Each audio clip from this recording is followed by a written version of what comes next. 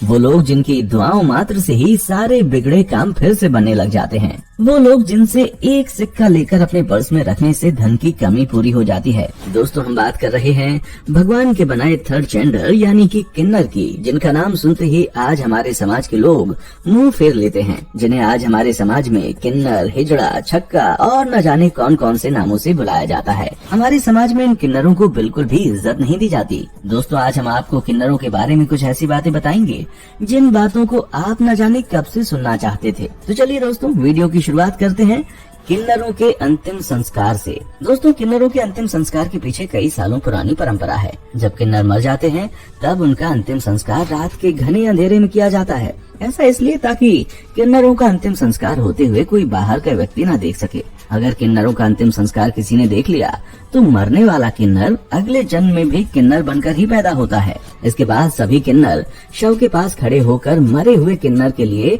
अरावन देवता को धन्यवाद करते हैं और उनसे प्रार्थना करते हैं कि अगले जन्म में वो किन्नर बनकर पैदा ना हो। कहा जाता है इन किन्नरों की बद्दुआ और दुआ दोनों ही असरदार होती हैं, इसलिए किन्नर की बद्दुआ नहीं लेनी चाहिए, क्योंकि इन किन्नरों की बद्दुआ किसी की भी जिंदगी को नर्क बना सकती है और किन्नरों की दुआ किसी के भी बुरे समय को अच्छे में बदल सकती है, क्योंकि सभी जानते हैं इनका जीवन शुरू से ही दुखों से भरा होता है। इसीलिए दुखी दिल की दुआ और बद्दुआ बड़ी जल्दी लग जाती है। दोस्तों, कहा तो ऐसा भी जाता है कि इन किन्नरों को श्री राम का वरदान प्राप्त है और किन्नरों से एक सिक्का लेकर पर्स में रखने से पैसों की कमी भी पूरी हो जाती है। महाभारत में भी जब अर्जुन संगीत और नृत्य की शिक्षा ले रहे थे तब उर्वशी नाम की एक अप्सरा उन पर मोहित हो गई थी, जिसके बाद उर्वशी अर्जुन के सामने प्रकट हो गई, लेकिन अर्जुन ने उन्हें देखकर माता का सम्मान दिया। इससे क्रोधित होकर अप्सरा उर्वशी ने अर्जुन को 1 साल तक किन्नर बनकर रहने का श्राप दिया था। दोस्तों, अब हम आपको सबसे ज्यादा पूछे जाने वाले सवाल के बारे में बताते हैं। अगर किसी के घर किन्नर बच्चा पैदा होता है तो उसकी पहचान कैसे की जाती है?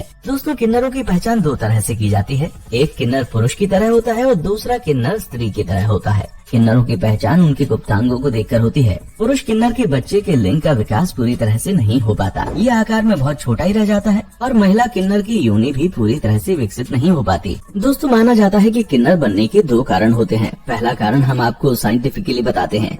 रिसर्च की माने तो जब बच्चा गर्भ में होता है तो 3 महीनों के बाद बच्चे के अंग बनने लगते हैं, लेकिन इसी के बीच अगर वो महिला किसी बीमारी से गुजर रही होती है या फिर वो किसी दवाई का सेवन करती है तो महिला के अंदर हार्मोन्स डिस्टर्ब हो जाते हैं, जिसकी वजह से बच्चे के गुप्तांग पूरी तरह से विकसित नहीं हो पाते या वो अंग महिला और पुरुष का मिलावटी रूप बन जाता है। किन्नर बनने की दूसरी वजह दोस्तों, आप जानते होंगे कि किन्नर कभी कोई बच्चा पैदा नहीं कर सकते, इसलिए गलत सोच रखने वाले कुछ किन्नर बच्चों को चुराकर उनके गुप्तांगों की सर्जरी करवाकर उनको नपुंसक बना देते हैं। ऐसे बच्चों को समाज में किन्नरों के हवाले कर दिया जाता है। ऐसा कहा जाता है कि किन्नरों का जन्म ब्रह्मा जी की परछाई से हुआ था। वहीं दूसरी तरफ ये भी कहा जाता है कि किन्नरों की शुरुआत अरिष्ठा देव और कश्यप ऋषि से हुई थी। अब दोस्तों, ये तो आप जानते ही होंगे कि हर समुदाय का एक गुरु होता है। ऐसे ही किन्नरों के समुदाय में भी एक गुरु होता है और ये गुरु वही बनता है जो जन्म से ही किन्नर होता है। किन्नरों के गुरु को पता होता है कि उसके शिष्य की मौत कब और कैसे होनी है, तभी तो वो गुरु है। दोस्तों, ज्यादातर किन्नर हिंदू के धर्म के अनुसार ही अपनी परंपराओं को निभाते हैं। इसमें किन्नर बहुचरा माता को बहुत ज्यादा मानते हैं। दोस्तों, किन्नरों के बारे में बहुत सारी कहानियां हैं, जिनमें से एक कहानी है श्री राम से जुड़ी हुई। जब श्री राम 14 वर्षों का वनवास काटने के लिए अयोध्या छोड़कर वन में जा रहे थे तब उनकी प्रजा और किन्नर समुदाय उनके पीछे पीछे चलने लगे थे। तब श्री राम ने सभी को अयोध्या वापस लौट जाने के लिए कहा, लेकिन जब श्री राम लंका पर विजय पाने के बाद वापस लौटे तो उन्होंने देखा कि किन्नर समुदाय 14 वर्षों से वही उनका इंतजार कर रहा है। उनकी भक्ति देखकर प्रभु श्री राम ने उनको वरदान देते हुए कहा था कि तुम्हारी जुबान हमेशा सत्य होगी और तुम जिसे भी अपने दुखी मन से बदवा दोगे उसका कभी भला नहीं होगा और तुम जिसको खुशी से दुआ दोगे उसका अच्छा ही होगा। दोस्तों, किन्नरों का इतिहास बहुत पुराना है। किन्नरों को मुगलों के साम्राज्य में भी बहुत इज्जत दी जाती थी। उस समय किन्नरों को महिलाओं की सुरक्षा की जिम्मेदारी दी जाती थी। मुगल साम्राज्य का मानना था कि हर एक किन्नर में पुरुष जितना बल होता है। दोस्तों, आपको जानकर हैरानी होगी कि किन्नरों का इतिहास 4000 सालों से भी पुराना है। किन्नरों का इतिहास इतना पुराना होने के बाद भी इन किन्नरों को पुरुष और महिलाओं जैसे बराबरी का दर्जा नहीं दिया जाता।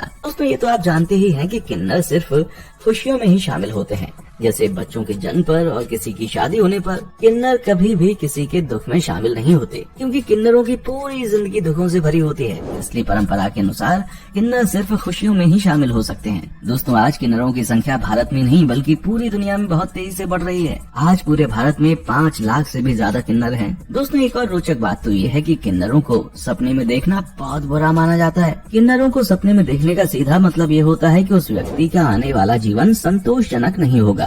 तो दोस्तों, ये है किन्नरों के ऊपर हमारी पेशकश। उम्मीद करते हैं कि आपको हमारे द्वारा दी गई ये यूनिक जानकारी पसंद आई होगी और आप इसे लाइक करके अपने दोस्तों के साथ जरूर शेयर करेंगे। और ऐसे ही इंटरेस्टिंग वीडियोस के लिए इस चैनल को सब्सक्राइब करके बेल नोटिफिकेशन को जरूर ऑन कर लें। देखने के लिए शुक्रिया।